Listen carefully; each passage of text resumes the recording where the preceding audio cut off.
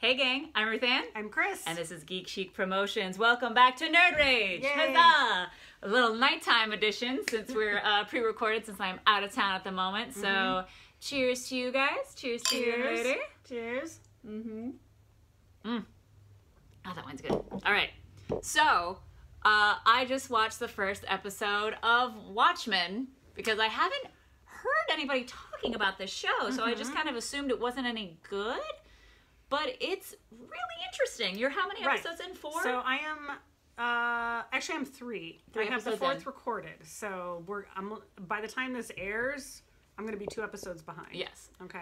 Now, Wait, first of all, spoilers. Oh yeah, obviously. Spoilers. But if you haven't seen it, it's been out for a month. Come on now. Come on. I mean, it's my fault for only seeing the first one just now. So for one thing, I thought the entire time that everybody's been talking about Watchmen, the TV show, because I remember they're talking about it at DC Comics like 2-3 years ago. It was like, I think, oh gosh, even longer than that they've been trying to get Damon Lindelof to do it. They keep offering it to him and offering it to him and offering it to him. And he was doing The Leftovers. And then after that, they offered it to him again. And it wasn't until he read an article about Tulsa, Oklahoma in 1920, and he saw this huge thing about the race riots that happened there, that it clicked for him, and he put it all into The Watchmen. He agreed to do it. It's really interesting, because I thought it was just going to be a remake, a retelling, and I'm so very glad it's not. Yes. Because, interestingly enough, the same way that he kept saying no, Zack Snyder, for those that don't know, kept saying no to Watchmen, actually. Because he's like, it shouldn't be a movie, which it shouldn't. Okay, Alan Moore is the one who said, this cannot translate into a movie or a TV show. It's just not possible. You're going to lose something in it.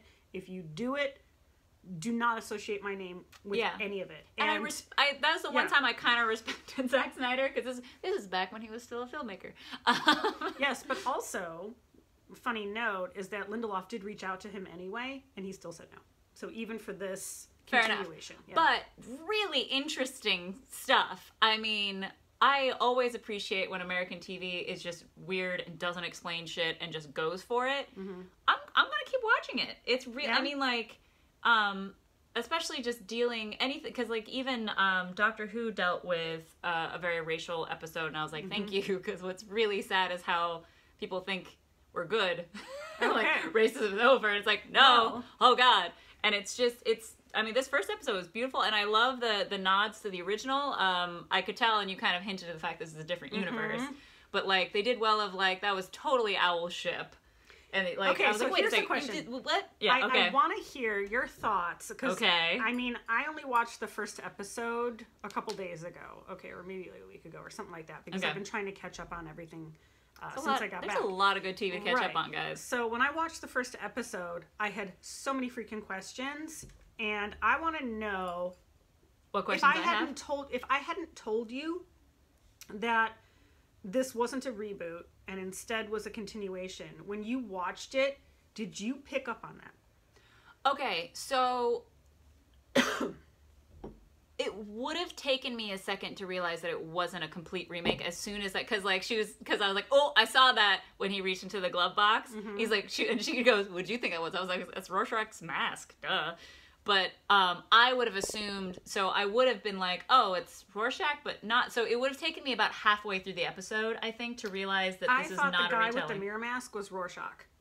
Oh, interesting. Which I did. I'm super digging. And then here's the problem, like, there is the Watchmen comic book coming out too with this, right? I think that's been okay, so it hasn't come out yet. Okay, so I'm not totally behind. I don't. Because I was like, I am really digging that mirror mask. I recall hearing something about it, and I recall hearing them that they were going to continue it, but I don't know where it stands, if it's come out, if it bombed or whatever. I love the psychological implications of a mirror mask versus the Rorschach test mask, because both are trying to reveal the truth of who you are.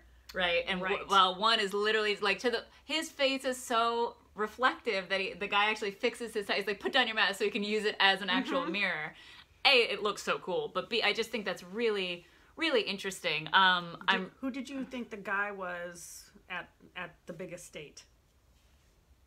At the big estate? Yeah. Oh, at the very end. Jeremy Irons. Who was Jeremy Irons? because I was literally 3 episodes in, and until I looked it up, did not know. So if you don't know right off the bat, then you don't know. Okay. It's Ozzy. Oh, that totally makes sense. Yes, when you hear, you're like, oh shit, yeah. But like, I don't like the English accent then, though.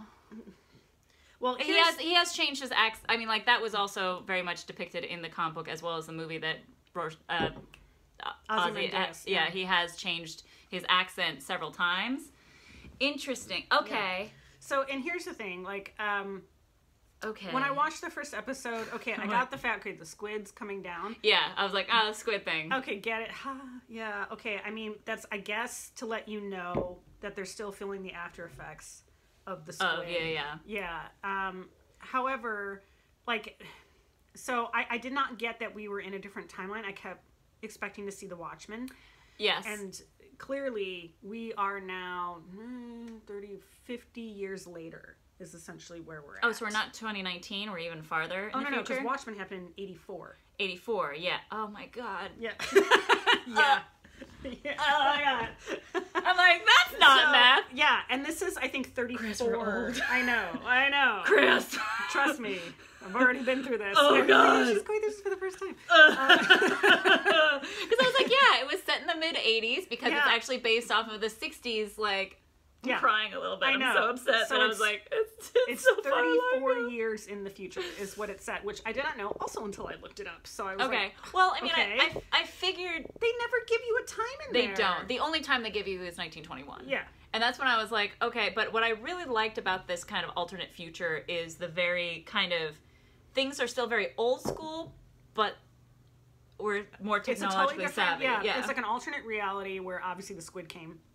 And everything's been changed. And still spawning in the air, I guess. Yeah, I don't know what they never explain. Four episodes and they don't explain it. I'm kind of totally fine with shit not being explained. That's actually one of my I love that honestly, pastime. It's a minor thing, but okay. So here's the thing: like, I did not like that first episode. I thought it was weird. I didn't understand a lot of it. I was like, okay. I think So my opinion on it is that I liked it, but it's because it did what it was supposed to do, and what it was supposed to do is confuse you and be like, well, I have to keep watching. Like, I feel like that's kind of like, it's interesting enough and weird enough that you're like, go on. Well, here's the thing. Okay, so the second episode doesn't really do a lot more to explain anything. So, you know, as I'm watching along, you find out, okay, do you care if I spoil a couple things? Because I'm kind of going to have to at this point. Okay, just go for it. Yeah. I'll watch it. It's fine. Okay, so you're going to find out a lot of things about the Don Johnson character, which, by the way, okay, you're looking at him as a real good guy right now. Mm-hmm. Well, episode 2 puts it all into question, and you're like, what the fuck? So that whole thing right there is like, okay, I get it. It's like, it's going to grab you in. It's going to do everything. But did you understand the police with the face masks? Yeah, because they needed to hide their identities now because the bad guys started going after, like, cops and their families and that sort of thing. Right. So basically, cops had to become mass vigilantes. Okay, not true. That's where I'm confused because they explain it in the second episode. Okay, because you're like, okay, what? I mean, so what it feels like to me is that there's cops, and the mass vigilantes are people who are kind of, they're hired by they're kind of like, almost like cop consultants, almost like vigilante consultants type of thing. That's what it feels like to me. That's what it felt like to me too. And are we wrong? Episode 3, you find out that vigilantes are against the law. Okay? And that's where Jean Smart comes in, whom I love. So Jean Smart plays the Silk Spectre. Okay, so she's an older woman now. Okay, and she's been married to Dr. Manhattan. Oh, I'm so excited. Yes, who has not come back to Earth, by the way. He's still on Mars. He's just chilling with his dick out. Mars, right? So here's the thing: like, she still communicates with him, but doesn't know if he's getting the message or anything. And she is one hard ass. So she's basically federal, and she's in charge of luring out vigilantes and either killing them or arresting them and putting them away. Okay, so as you know, at the end of Watchmen, she goes off. Yeah. Right? Okay, well, we don't know what happened to Night Owl. Like, don't know that yet.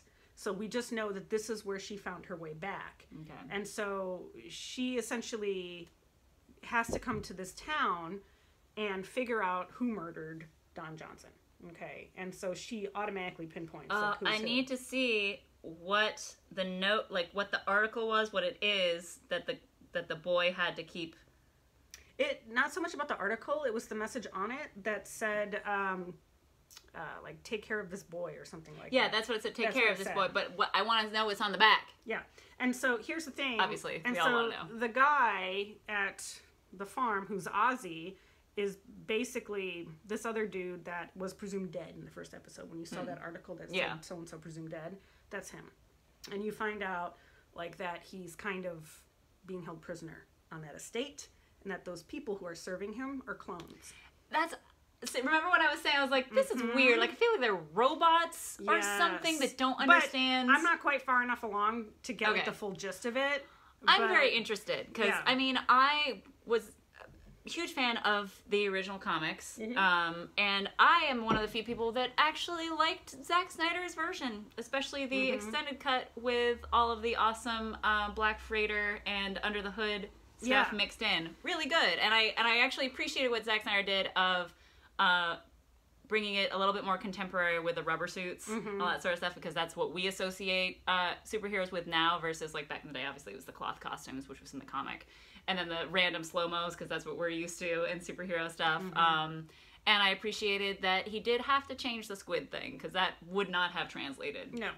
At all. Yeah, so I feel like episode 1 and episode 2, I was like, I don't like this show. Like, I actually probably should not continue watching it. And then I put on episode 3, and it all changed for me. Okay. So the Jean Smart episode is when things flipped. So I think we should probably revisit this series once it finishes the first season. Absolutely. Okay, awesome.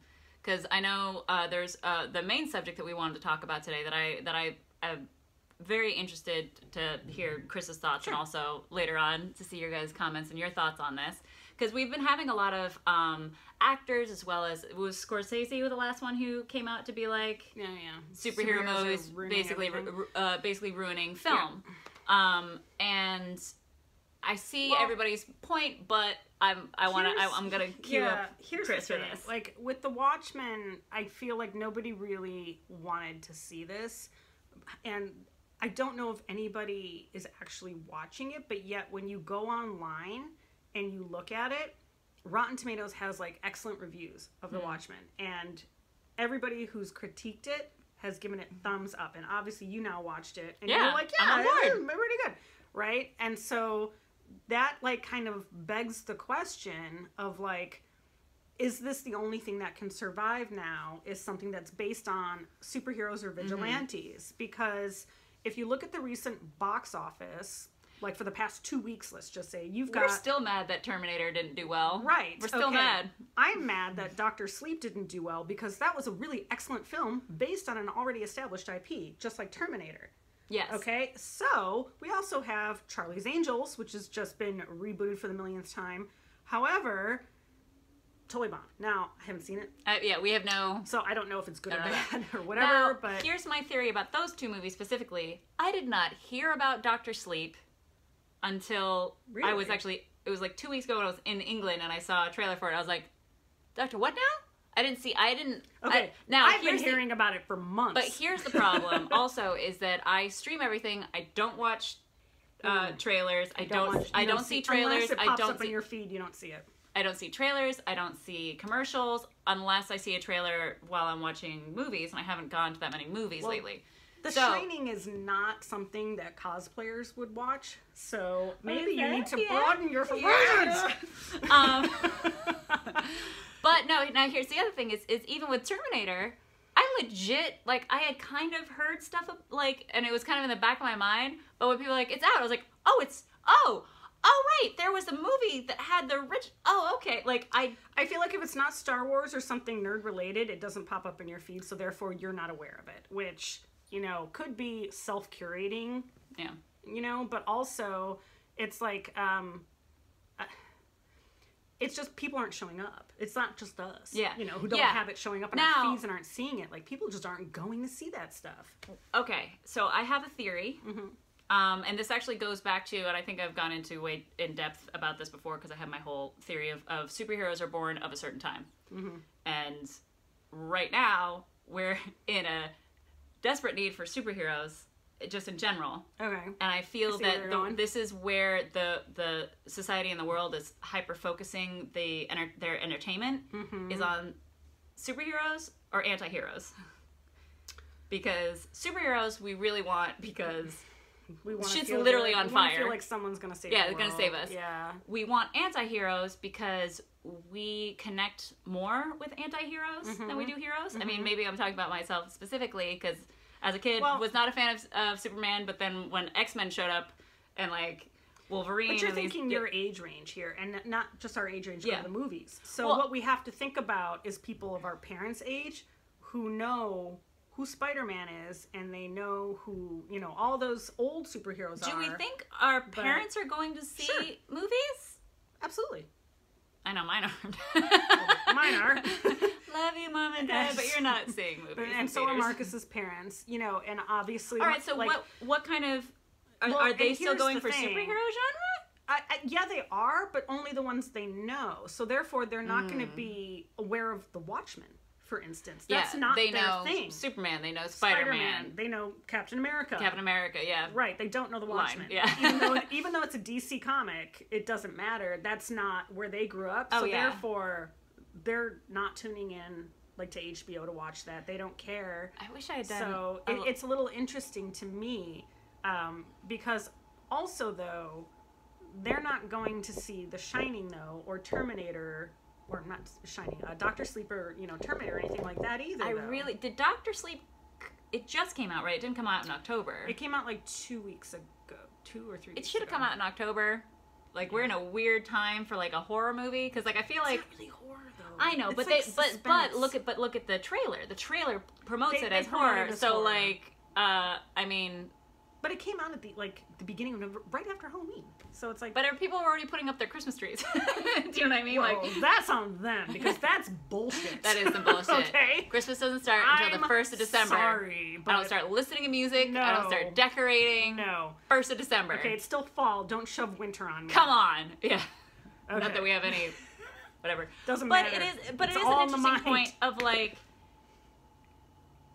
I even miss the action superhero movies that were lower budget. Because, I mean, like, look at Alien, look at Terminator. Born of a time that a lot of the creativity was out of necessity because they were doing everything practical, but it was so good and so raw. Look at even Pitch Black. You know, like, it was like these movies that just, they felt more real and more this, and they had a lot more heart, because you keep seeing these movies that just... are so focused on the fact that they can do the big budget, you know, CGI shots, the all that kind of stuff, and people are more focused on that. And we even discussed the fact that Terminator, that was one of the problems that it had, is it didn't have the heart to it as well. But so are we thinking that Scorsese's right, and that superhero movies have now ruined everything, and that nothing's going to succeed anymore? No original movies? Because I don't think so. Number one, because counterpoint is this weekend what came out is Ford versus Ferrari. Yeah, and that's been huge, right? Everyone I know was talking about that. Yeah. Marcus wanted to go see it last night. I wasn't feeling good, so I said no. We were going to go see it tonight, but now he's got a thing. We're going to see it tomorrow. Maybe. Whatever. But it's like one of those things where that's an original movie. That's not... It's like based on a true story. And it's not an already existing IP. But it's also starring two of the biggest American stars. Which leads to my next point. Can things only be profitable if you put big movie stars in them? Yes. Yes. I'm not going to say no. I'm going to say yes, because here's the thing, is that New York, LA, we're always going to go for the good stuff. Mm-hmm. Everybody in between is going to go for your Paul Blart, your...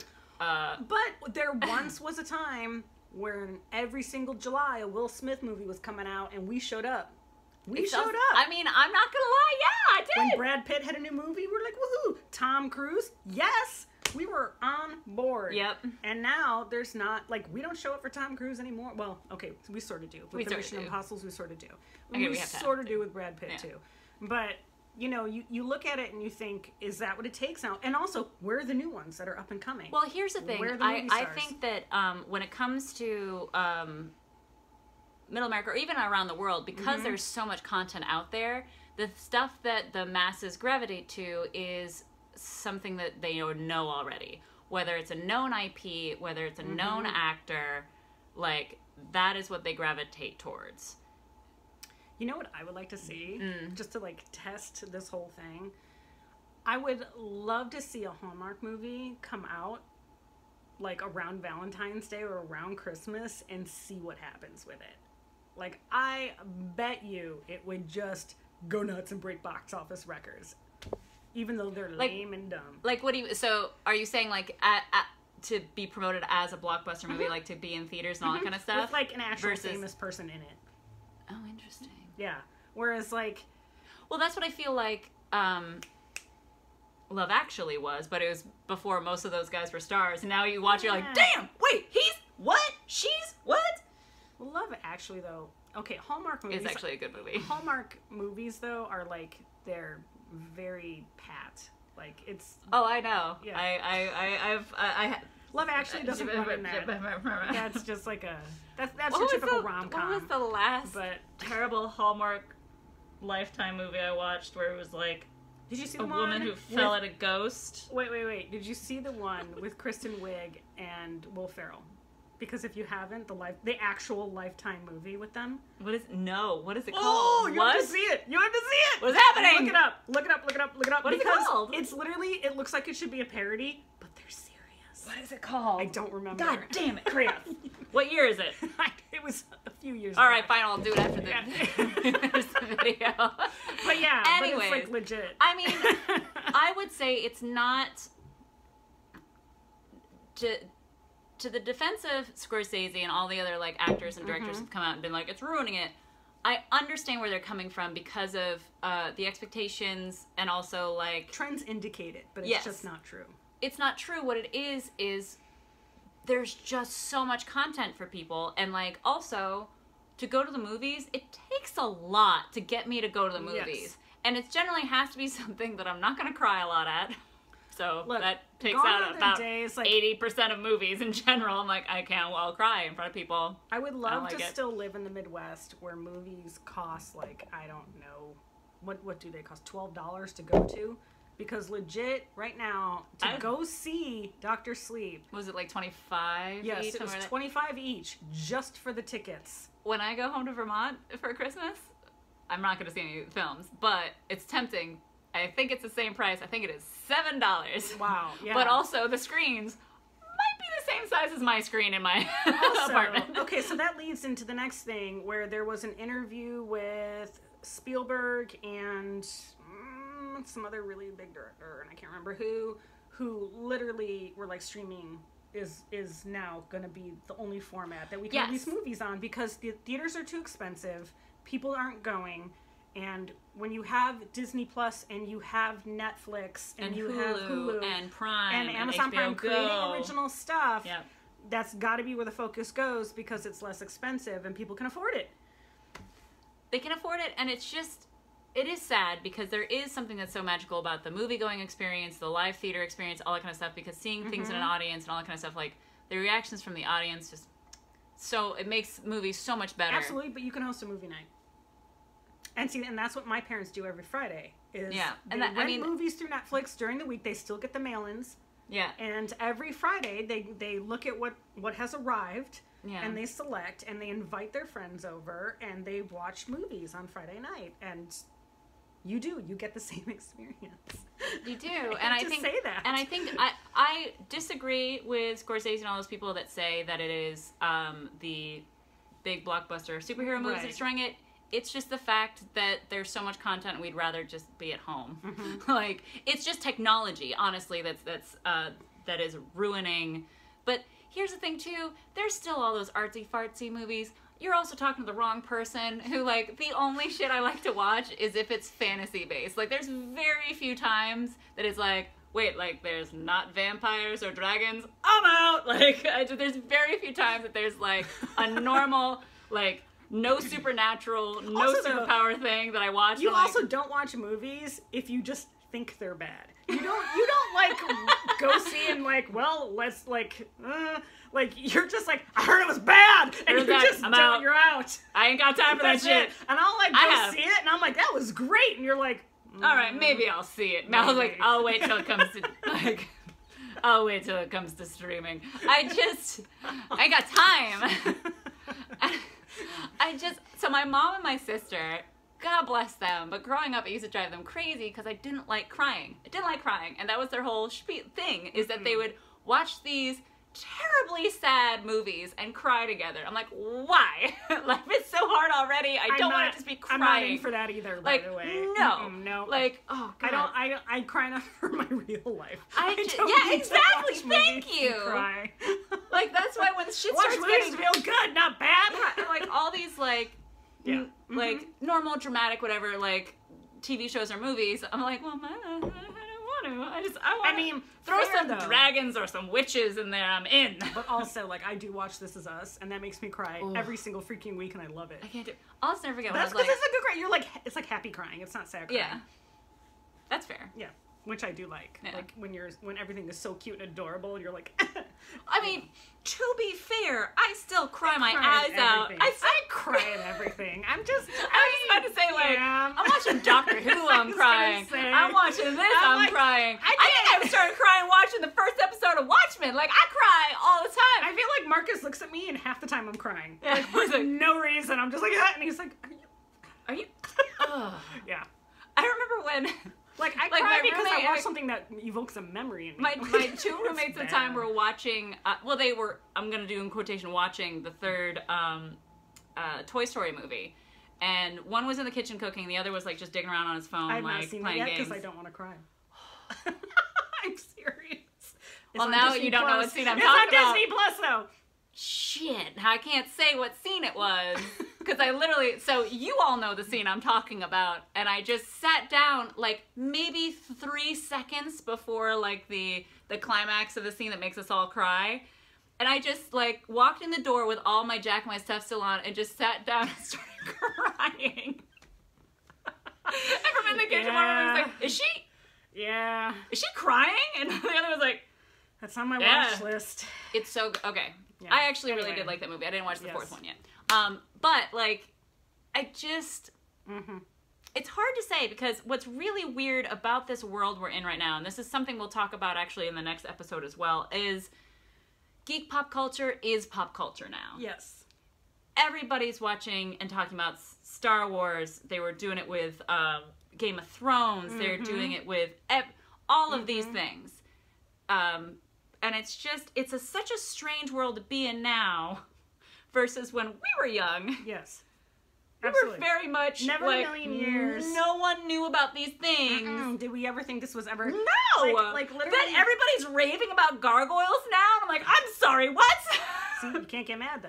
No, I mean... be happy about it. No, I am. But people are mad. People are mad. People are mad, and that's what we're going to talk about. Yes, these gatekeeper bullshit. In our next episode. Not okay with it. Right. And that's this whole new hierarchy of nerds and like, oh, you're not a Star Wars fan if you didn't watch the animated series. Okay. So we're going to talk about this. Yes, next week. Next week on our Nerd Rage, so tune in then. Yes. But in general, to kind of wrap up what we were talking about, I don't agree that it is specifically superhero blockbuster stuff that's ruining film and television. I think it's just the fact that those are the only type of movies that will push us to go to theater. Like, I will 1,000% always see, like, the huge, because I want to see the big, like, explosions. I want to see the big superheroes doing the thing. Like, I have a big enough screen at home. Like, other movies, I can watch that at home. And also, like, again, we cry at everything. And, for instance, like, the Mr. Rogers movie, I'm not going to watch that in public. I'm not going to watch that in public either. Because I'm going to cry like an idiot. Again, like, I think one of my favorite crying in the theater stories was Pan's Labyrinth. Because the end of that movie... Oh, good Lord. Good God, Lemon. So, it was way back when it first was in theaters, and I was living in New York City, and all my friends either saw it or didn't want to see it, so I went to go see it in theaters. I was alone except for, like, a couple that were, like, 4 rows ahead of me, and, like, me sitting dead center, alone, just sobbing. She's loud, by the way. I am so loud Yeah, she at is. everything. That's another reason why you should watch it at home. Okay, we're out of time. We're out of time. I love her. I love you guys. All right. We'll see you next week. See you next week. Bye. Bye.